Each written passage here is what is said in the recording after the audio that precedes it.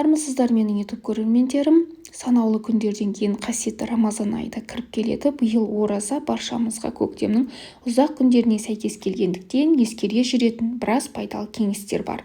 Әсіресе ол адам денсаулығы үшін маңызды болып табылатын ауызашар мен сәресі уақыттарында дұрыс тамақтану тәсілі.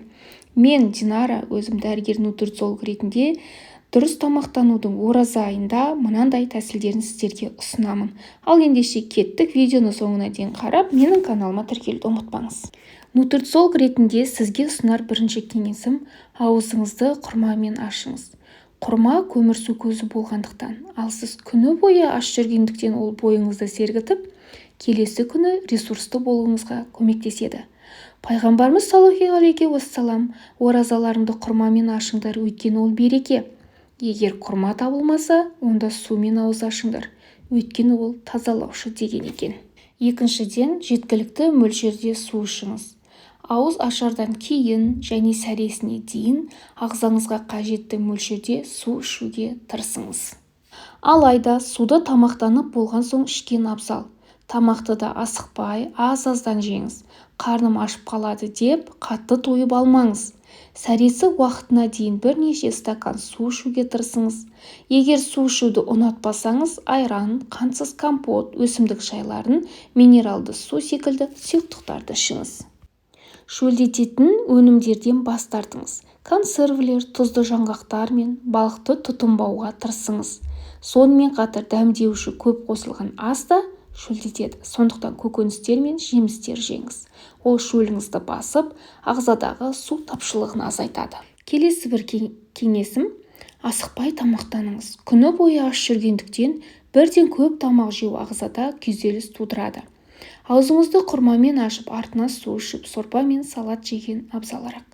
Біраз уақыт өткен соң негізгі асты ішсеңіз болады. Көп тамақтану ас қорыту жүйесі мен асқазан ауруларын тудырады. Ал ауызашардағы сорпа ағзаға қажетті қоректі заттарды толықтырып, асқазанды келесі асты қорытуға дайындайды. Келесі кеңесім: ас мәзірінде пайдалы өнімдер молырақ болсын. Рационға міндетті түрде көкөніс пен жеміс-жидектер қосып, қуырылған, ащы және майлы астан аулақ болуға тырысыңыз. Ас мәзіріңізде міндетті түрде ет, дәнді дақылдар және жұмыртқа болсын. Себебі бұл өнімдер ағзаға қажетті протеиндерге бай. Сондай-ақ тәттілерді азайтыңыз. Ауыз ашардағы тәттілер ішіңізді кептіріп, ас қорытуды нашарлатады. Оған қоса, қандағы глюкозаны да көбейтіп, тәтті құмарлыққа алып келеді. Егер қатты тәтті жегіңіз келсе, онда ауыз ашқаннан соң 2-3 сағаттан кейін жеңіз. Жалпы тәттілерді құрма, кепкен жемістермен алмастыруға тырысыңыз. Ораза айында кофені мүлде ұмыта тұрыңыз. Егер сіз таңыңызды жұмыспен емес кофемен бастар болсаңыз, Рамазан айында кофені қоя тұрыңыз. Жүйке жүйесі өте сезімтал, жүрегі ауыратын, қан қысымы жоғары, нашар ұйықтайтын адамдарға кофе ішуге болмайды. Дені сау адамның өзіне де кофені көп ішуге болмайды. Сондай-ақ асқазан ауыратындарға кофенің зияны бар. Біздің көбіміз кофені жақсы көреміз.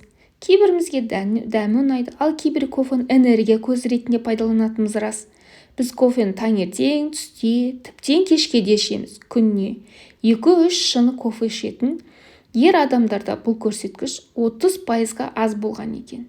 Бірақ шектен тыс кофе ішу организмге зиян келтіреді. Мәселен, ұйықтау режимінің бұзылуы, кейбір витаминдерді, магний, мырыш, темір қабылдаулардың қиындауы, қан қысымының жоғарылауы, тіс эмалінің өзгеруі, асқазан қыжылының пайда болуы қаупіне әсер етеді. Тамақтану тәртібіне мұқият болыңыз. Әдетте біз күніне 3 рет тамақтанамыз.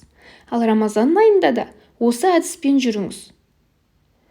Ол үшін ауызашардың бірінші бөлігінде ыстық тағамдарды, екінші бөлігінде майсыз тағамдар мен балықты, ал сәресінде жеміс-жидектерді көбірек қолданыңыз. Бұл әдіс сіздің денсаулығыңыз үшін өте маңызды. Пайдалы тағаммен көбірек тамақтаныңыз. Шайды көбірек ішетін болсаңыз, бұл айда мята мен чай, көк чайды көбірек пайдаланыңыз. Және сүт өнімдер, сүт, айран, қатық, ірімшікті көбірек қолданыңыз. Себебі олардың құрамында кальций, фосфор, мырыш секілді минералдар мен B6, B12 секілді маңызды дәрумендердің қайнар көзі.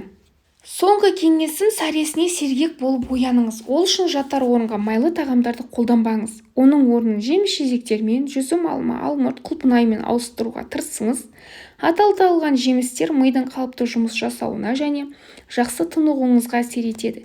Сәресі уақытында да күндіз қарным ашып қалмасын деп тоя тамақтануға болмайтынын ескеріңіз. Ауызашар және сәресі кезінде орташа мөлшермен тамақтану пайғамбарымыздың сүннет амалына жатады. YouTube менің көрермендерім, мен сіздерге өзімнің жыл сайынғы оразада қолданылатын кеңесіммен бөлістім. Сіздер өз достарыңызбен, ата-аналарыңызбен бөлісіп қойыңыздар және менің каналыма тіркеліп қоюды ұмытпаңыздар.